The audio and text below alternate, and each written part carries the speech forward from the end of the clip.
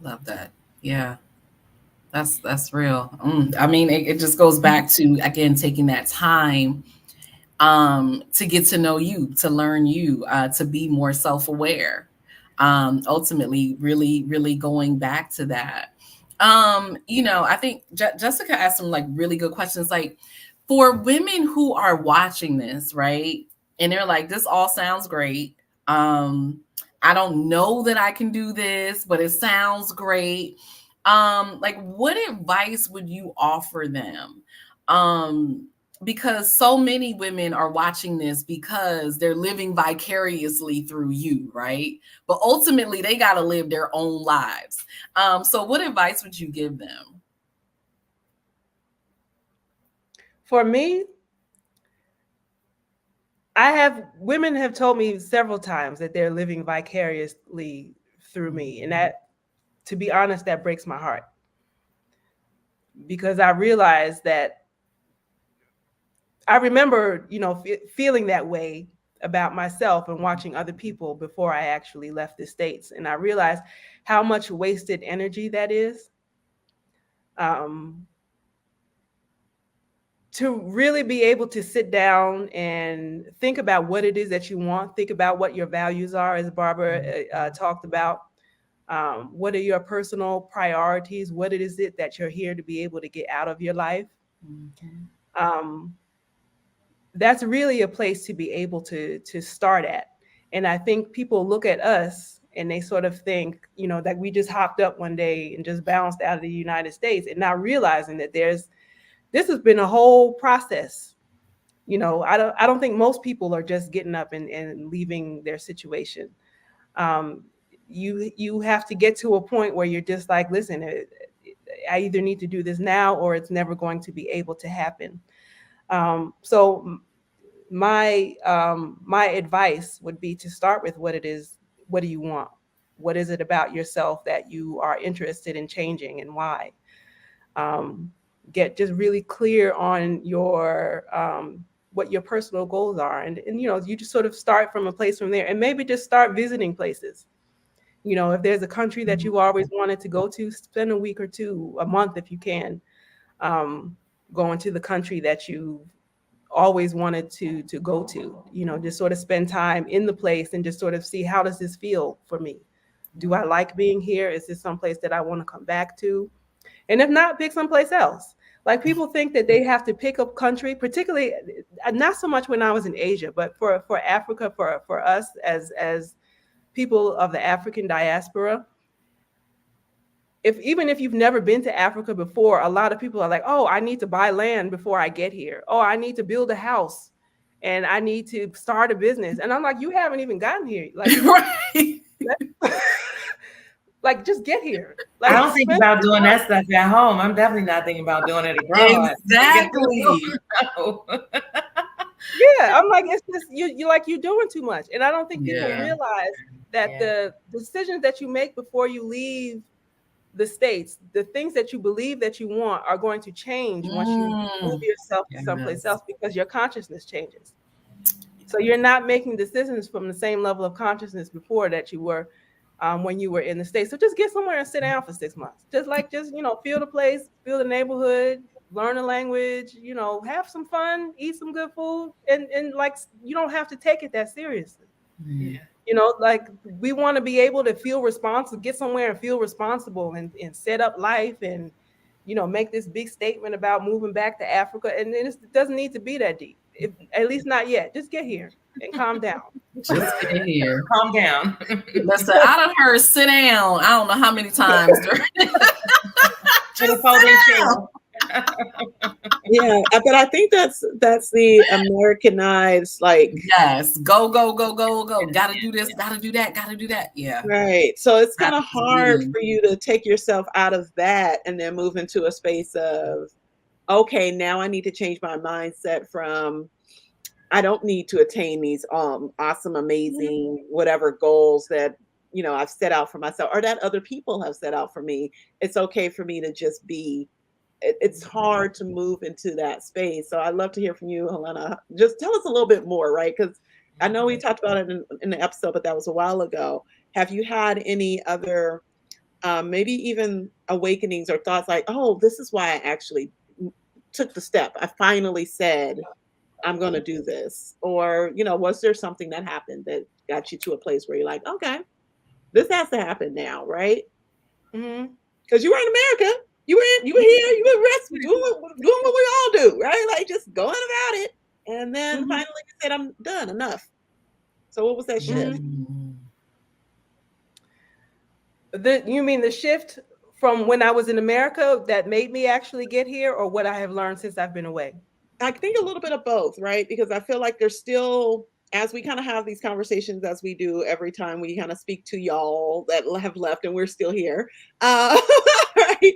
That there's this mindset almost, like you said before, that we have to attain certain things. We have to do all these things. So there's something that happens, that just knocks you, whatever it happens to where you're going, okay, I can't, like you said, live vicariously through someone else. I need to do this for me, for myself. So when you can actually release all the stuff and just say, I'm just going to do it and I'm just going to be here. Yeah. Well, I don't think I released all the stuff. I think I think we talked about before, when the pain is bad enough, you just make a decision.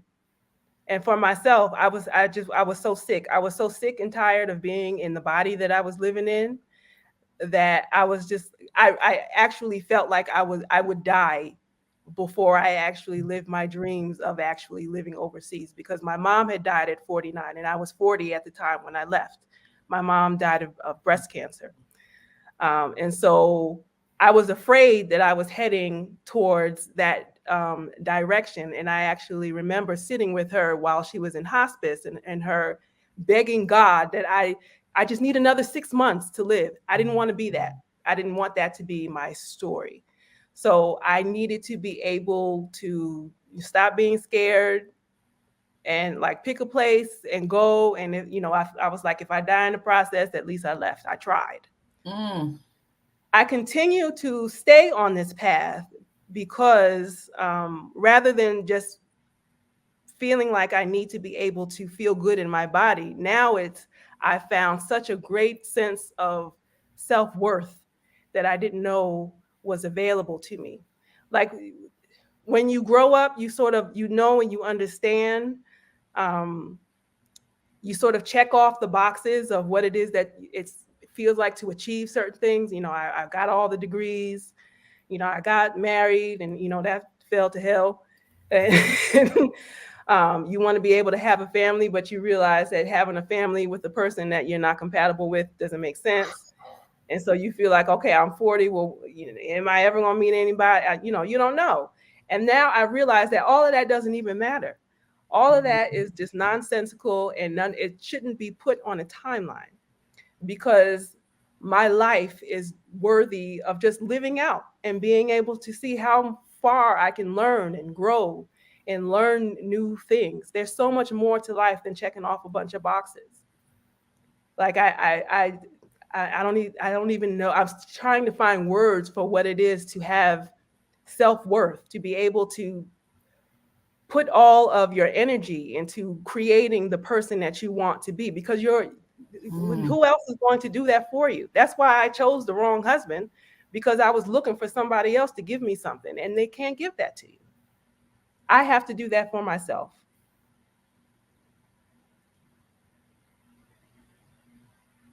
All right. Well, I'm handing the mic on over to Barbara. I felt all of that. I felt all of that. I felt it all too. I maybe we need to just get at a moment. I just needed to sit with it. I was like, whoo. Can we talk about choosing the wrong man? Do we want to know? Lord, gonna have me up here in tears. Okay.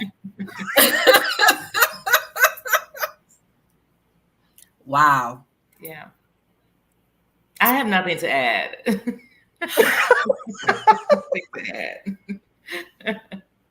I want to. Okay, so then I want to go a little bit deeper into choosing the wrong people, right? Okay.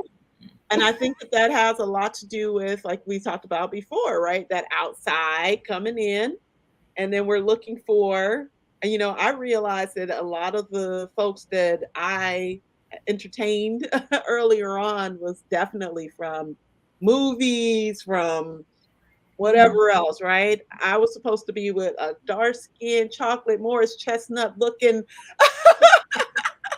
and my husband is not that.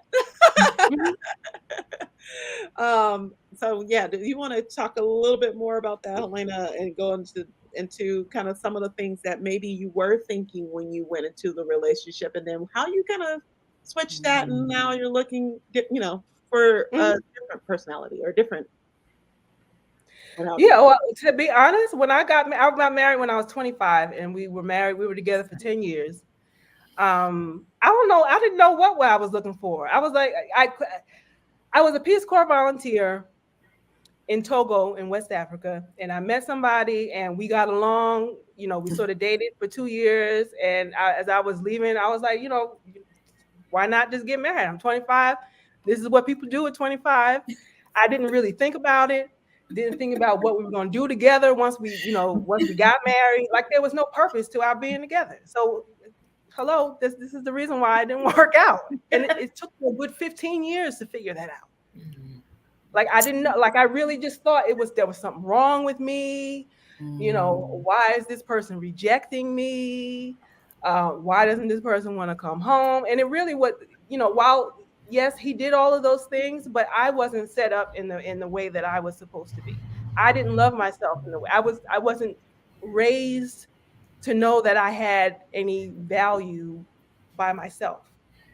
You pick differently when you know who you are and Absolutely. that what it is that you so-called bring to the table. Absolutely. Um, so it's just different. And even after I got out of that 10-year marriage, I got into another relationship with somebody for another 5 years. It was worse than the marriage, but I stayed with him for 5 years just because I felt like, well, I'm just getting old, and this is where I'm supposed to stay. Mm. And from all of the other marriages that I had seen in my family, and the people around me, people just sort of stuck out things with people that they probably should have just let go. And if they Absolutely. had just taken a year or two of self-reflection, they would make a different decision. So that when I left overseas, I didn't even want to be bothered with a date. I didn't. People would ask me, and I would talk to my grandfather on the phone, and he would be like, "Halana, so what are you doing? And he's like, have you met somebody yet?" And I'm like, "I'm doing all of this self work and all of this other stuff, and all y'all got time to ask me Did who you I find a married? man? Like I just don't even get it. Like, and I'm feeling good about myself, and then you have all these failed relationships, and it's a mess. Yeah. But for 5 years, I've been single. Now I'm like, okay, now I'm at a Now place you where I can ready? go dating. And so I'm going to a bigger place where I have access to people who have Mm. similar experiences as I do. And now I can go out on a date. I Yeah. don't know if I'm going to get married anytime soon, but that's not really the point at this moment in time. Mhm. Yeah. The point is for me to be able to be whole, complete, and healthy. That's it. Yeah. Then when I meet the proper person, then we can both be whole, complete, and healthy together. And we can build something that actually grows and actually contributes to the planet instead of just a bunch of dysfunction, which is what I was doing before. Ooh, which is what a lot of people are doing. How about that? The vast majority of my clients, I can say that is exactly what is happening.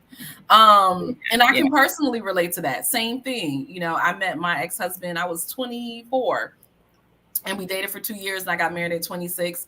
Now, here's the difference. I did have self-worth, right? I thought I knew who I was. Let me say that.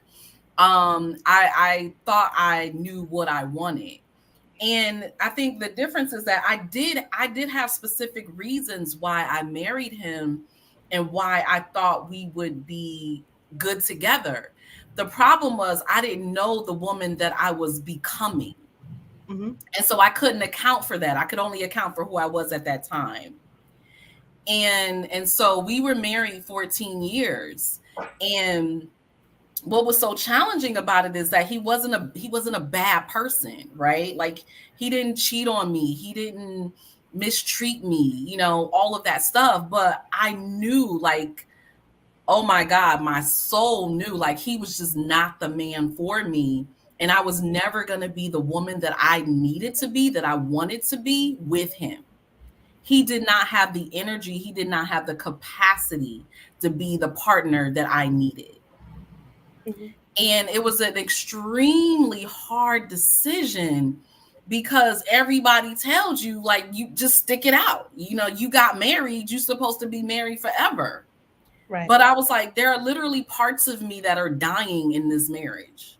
Mhm. I will never be my whole complete person in this marriage. I've literally had to die in order to exist in this space. And I'm no longer choosing to do that. Right. And and I remember my father, like, you gonna leave this man? Like, what are you gonna do? I was like, I'm gonna be all right. Like, I know who I am. I'm clear. Like, now I'm clearer. Like, I know what I need now, and I understand this version of myself, and I understand where I'm going. So I know what I need for that next, and this ain't it. And it was challenging dating, even though I loved it. Like, I'm different than a lot of people. I actually have fun dating. I had a ball. Dating for me is fun. But it was challenging in terms of meeting that person that I knew that I could really grow with and that I could build a life with. And I tell my clients all the time, like, you need to have a mission statement for your relationship. And like you said, you had no purpose. It's like, so why are y'all together? Like, just because y'all like each other? Because he cute? Because he got money? Because he can take care? Like, what is the point? What are we doing?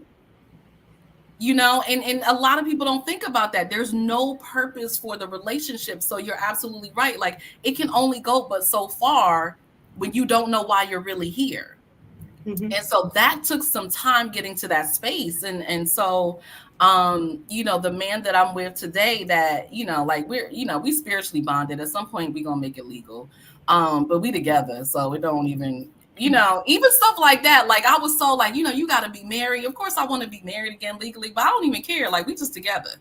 So all those things just start to shift, like it's like what you find to be important. And it's been a beautiful journey because he's allowed me to grow even more. He's challenged me in ways that other people couldn't challenge me, and so that I can really be that person that I know that I am. And I've challenged him in ways, so we really have helped each other to grow, and we really have been a partner for each other. And that's really, for me, what it's about. We're able to support each other in the ways that we need support in order to be the beings that we truly are. And most people will never find that because, like you said, they don't know who they are. They don't know where they're going. They don't know what they need or what they want, or they're going to stay stuck in environments that are comfortable, even though it doesn't feel good. Yeah. Woo! Yeah. Relationships are so important. I figured that out. And if you don't have a good relationship with yourself and know who you are, everything else just goes to hell. This is the reason why life for a lot of people doesn't work. It feels so hard to live. They don't like because themselves.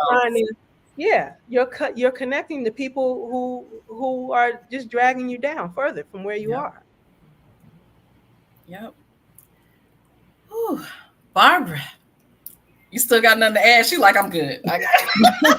I don't know. I heard Halona's story, and I'm just kind of shaking my head because I relate to it. I got married at 21, right? I got married right out of college. I graduated in May, and I was married by October.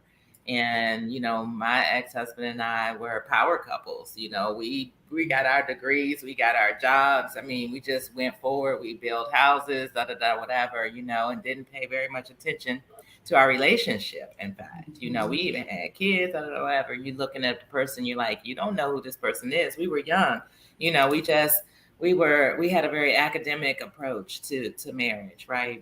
Versus a relational or relationship-based approach to it. It was a merger, not a marriage, right? And so at the end, you say your corporate values are not my corporate values, and you have to divest. And that's really kind of what we did at the end of the day. And so, I was married for 10 years. I spent maybe the next 15, 17 years dating or whatever. And then I just kind of got to the point where I said, I'm going to stop looking at people as humans, but as energy.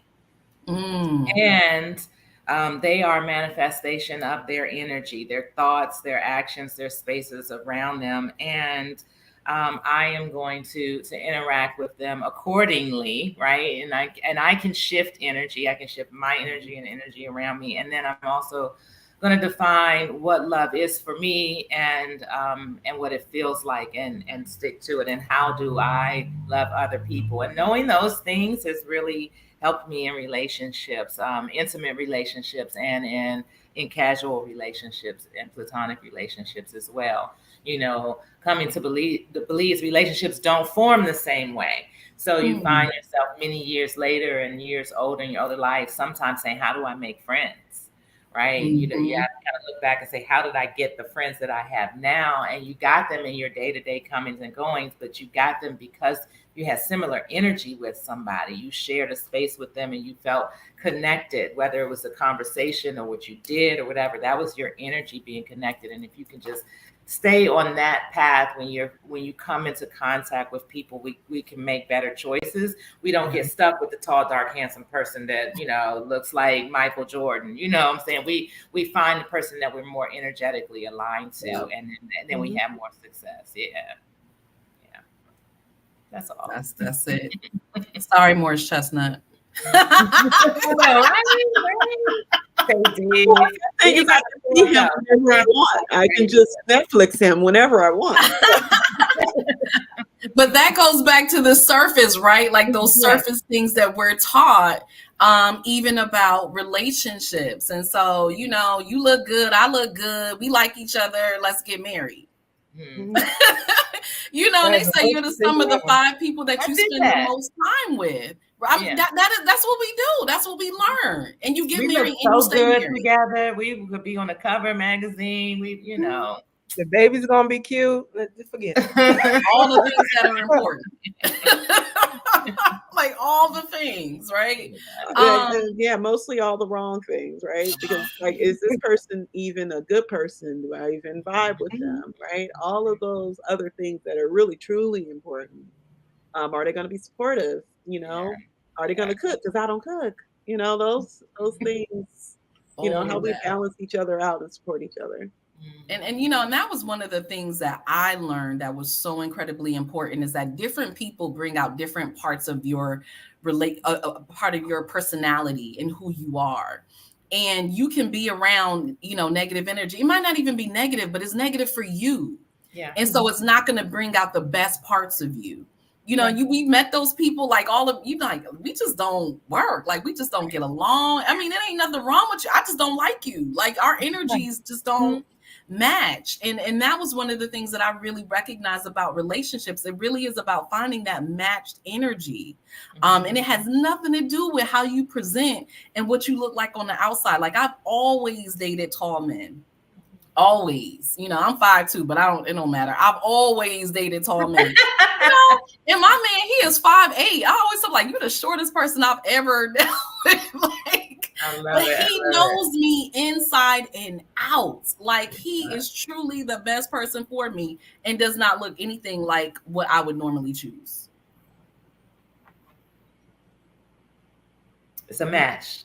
It's a match. Absolutely. And we always talk about that. Like our relationship is purpose. And I, he always says that. And I'm like, I couldn't have said it better myself. And I didn't even recognize it at first because I was too busy looking at him like, no, I don't think so. I'm going to go out with you, but I don't think so. Same here. Like, I was not convinced. Okay. You just don't have that thug passion I was looking for. I was like, no. I mean, we could be friends. And he told me off the jump, he's like, I do not want to be your friend. I was like, oh. He was very clear about his intention for us. And I was like, oh, this is different. Okay. He's serious. Yeah. He was very clear. He was very intentional. And he was very consistent. So I was like, well, dang. Okay, God. All right. There you go.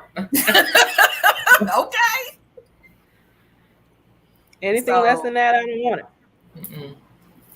I mean, that's it. That's it. And it's and it's just how do you let go of the surface, right? Of the things that we've been taught and really go to that deeper level, go to the soulfulness, right? Of what's really real and what's really true and what's really valuable. Like, how do you get to that level? I think it's kind of what we've all been saying though, right? It's Yeah. all retrospection, knowing yourself. And how do you get to know yourself? Talk about that journey. You got to That's move a all. lot slower. You got to move a lot slower. So I I had like a male friend tell me one time, "Why are you moving too fast? You know, you ever see a woman just pop, pop, pop, pop, pop, going there, Mhm. whatever." And I said, "All right, got stuff to do. I'm moving or whatever." He said, "Well, if you don't slow down, these men will never be able to see you. You're just gonna be gone, right?" Right. And I mean, he was being, kind of humorous, right? Kind of sexy, walk slow kind of thing. But metaphorically, if you move slower, you can see one another, You can see right? more. You have a chance to hear the conversation, see how a person reacts, Mhm. look at them respond to their day-to-day lives, right? Because you're moving slower. That person needs to move slower so you can breathe and experience one another in your truth, not experiencing one another in your day-to-day comings and goings and the pressures of life, right? That's really truly how we can make better choices and end up with better people. But it's nearly impossible in your day to day. You work wondering, I got to get in this car, I got to get down the road, I got to get to work. Oh, I have a meeting, or I have 20 minutes for lunch versus an hour and a half where I can sit and let my food digest and talk to the person sitting in Starbucks next to me versus having my earphones on and because you got to get back to the office. So you're sucking down a coffee. You didn't know that there was anybody around you,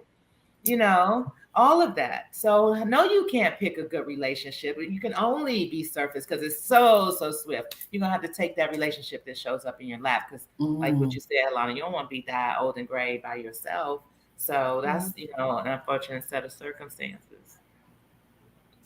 I love that. I don't know if I certainly never thought about that, but it makes so much sense. You move slower, you can see more. You can taste better, I think about that it's taste like uncomfortable. savor your food, savor your life experiences. Mhm. Don't just chew them and swallow, and then you get indigestion. You get that bad relationship. That man beat you. When had you chewed on it a little bit, he'd have been more calm in your presence. Don't get me started. I don't know. Just Yeah, I think of that in terms of intuition though, because so many of us really have it. We just don't tap into it. you can't tap When you into it. move It's blocked. slower, you can actually really hear it and feel it and don't feel the need to make that rash decision. Because a lot of times that's what happens. You'll feel it, it's there, but you don't give yourself enough time to really kind of get a sense of what it is. You'll just move past it and on to the next. And then it'll be, years down the line, like, you know what? I knew better. I should have done this. Like, even with my marriage, I knew there was something, right before we got married. My intuition was like, Ava Laura, this ain't it. And I moved past it because I was like, well, we done send out the invitations. We got the venue. We put down the deposits, right? People are coming. Like, whatever it is, it'll work itself out. It'll be fine. And that feeling never left the whole 14 years we were together. It never left. It only got stronger. Wow. There you go.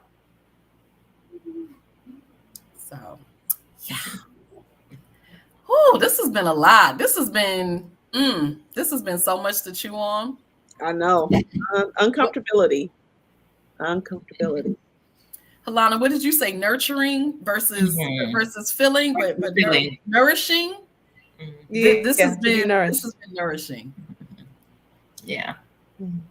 Any final thoughts? Anything that that you want to leave our viewers with that will really help them, like, in whatever their journey is, right? Because it might not be leaving. They may stay here, and that's fine.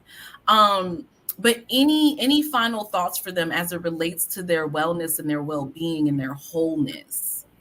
Mm-hmm. I would say to remember that you only get to do this particular life one time. Mm. And whatever it is that you want to do, maybe it's not packing up and going to Asia and Africa. Maybe you want to go take pictures of wild horses in Minnesota. I don't know. Mhm. All of those dreams are valid. Anything that comes up into your mind and you keep dreaming about it and you wish that you had it done, and now is the time to go out and do those things. I've in my since I've been away, there have been a number of women friends who said that they were coming to visit me or to be able to start their lives or to be able to do a thing that they wanted to do, and their lives were unexpectedly cut short. And that breaks my heart every time I think about it, because they would always say, they look at me and they say, Halona, you're so free. I want to be able to be like that. And I remember what it was like to be able to think that. And they didn't get to their freedom. Like my mom, they didn't get to their freedom. I still remember her in her bed saying, God, I just need 6 more months. That doesn't need to be you and your story. The earlier you get to the life that you want, I think the greater chance you have of living a longer life. Of course, we all can't control how long we are here, but at least we want to make the most of the time that we're here.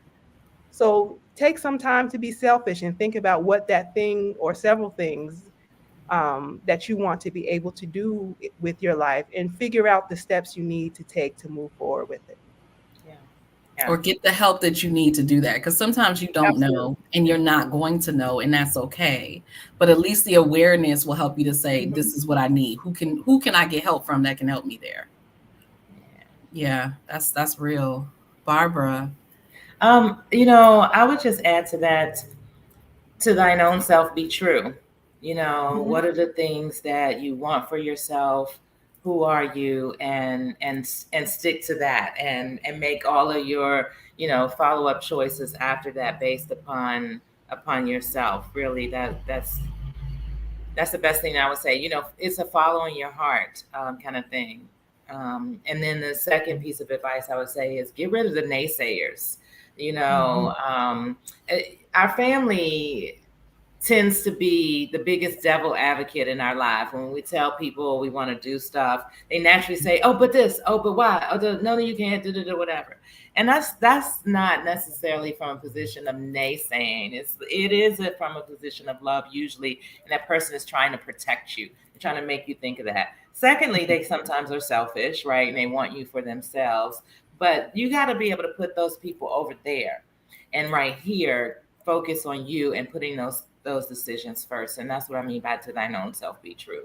So all the people whose jobs they feel it is to play devil's advocate or to keep you going in one direction, that's not what this is about. This is about your own wellness and your own path and making your own choices, so that you can feel good about it, right? No regrets in life. Maybe Absolutely. some choices you do differently, but you don't want to ever look back and say, I wish I could have, would have, should have.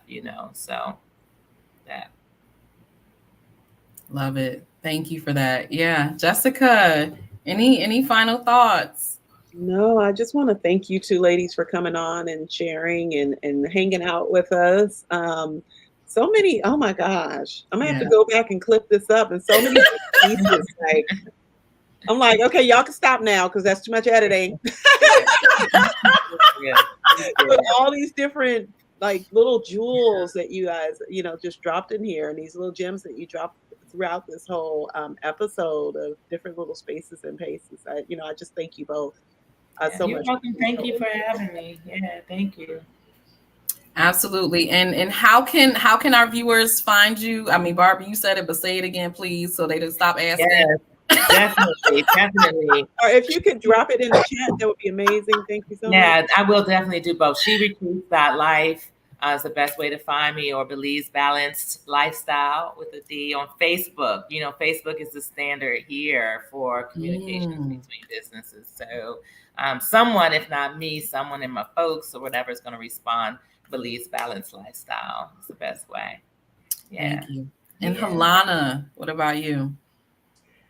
You can find me on IG at Halana Black, and then I recently started a Substack where I talk about creating a writing life and finding your creativity. Mm, So you can find that at Halona .substack.com. beautiful. Thank you for so much for spending the morning, afternoon with us. Like I said, this has truly been a nourishing conversation. I hope that all of our viewers, got what they needed, whatever that was, that they got what they needed. And that they'll be able to take this information and start to implement it in some way. I don't expect that you're going to be able to take all of it because it was a lot. But even if you could just take one thing that you heard here today and implement it into your life and use it for your well-being, that's a win. That's a win. Even if it's a big aha moment, that's a win. So thank you, ladies, for being here. Thank you all for watching. And we will see you whenever we come back. We don't even say when, because that is self-care. We don't know when, but we'll be back. So just stay tuned. Make sure you subscribe to our channel. So whenever we come live or whenever we drop some new videos, you'll certainly be able to tune in. And you certainly can connect with Jessica and I. You can connect with us on Facebook, Black Women Leave America as well. And we'll see you next time.